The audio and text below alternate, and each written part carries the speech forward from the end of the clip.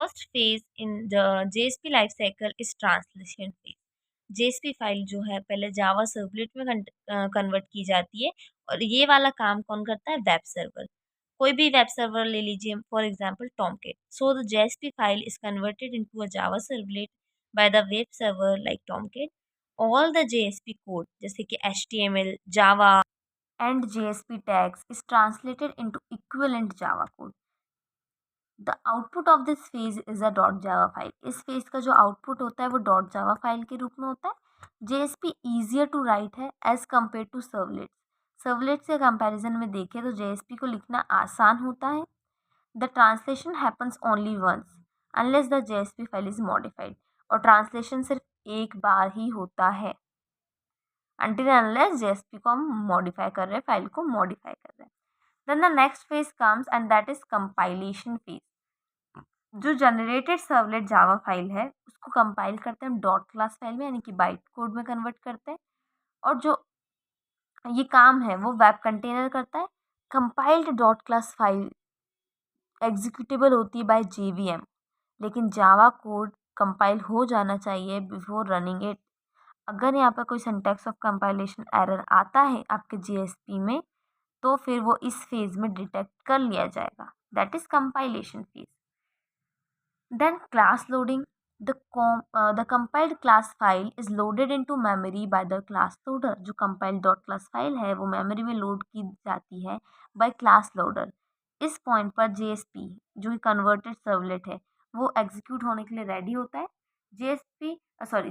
JVM must load the servlet class into memory to execute methods. ये step सिर्फ एक बार होती है, वो भी तब जब सर्वलेट क्लास को पहले बुलाया जाता है या फिर उसकी पहले नीड होती है। Initialization phase.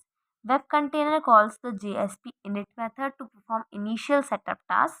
The web container init method को बुलाता है certain task, initial task को perform करने के लिए, like establishing data connection, setting up resources like files और configurations. ये मेथड सिर्फ एक बार रन होती है, और वो भी कब?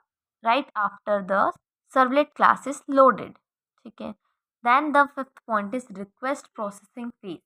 For every client request to the JSP service method को बुलाया जाता है।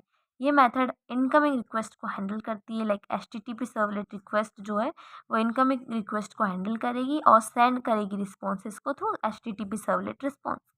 एचटीएमएल जावा जेएसपी फाइल में JSP file HTML in the JSP file is sent as is to the browser. उसको वैसे के वैसे ब्राउज़र में भेज दिया जाता है। जावा कोड एग्जीक्यूट किया जाता है और आउटपुट जो है रिस्पॉन्स में इंक्लूडेड रहता है। ये मेथड भी एक बार ही बुलाई जाती है upon request. Then the last and sixth point is destruction phase. जब JSP नो लॉन्गर नीडेड होता है, इसका और कोई काम नहीं होता है, तो JSP डिस्ट्रॉय मेथड को बुलाया जाता है। ये रिसोर्सेज को रिलीज कर देता है, लाइक डेटाबेस कनेक्शन या फाइल हैंडल्स। मेमोरी को क्लीन करता है, इंश्योर करता है कि कोई भी लीक्स ना हो। ये फेज ज़रूरी है रिसोर्सेज को फ्री अप करने के लिए और मेमोरी इश्यूज को अवॉइड करने के लिए। ये डिस्ट्रॉय मेथड की तरह ही होता है जो सर्वलेट में जो डिस्ट्रॉय मेथड होती है। एंड ओनली वंस कॉल्ड, एक ही बार बुलाया जाता है।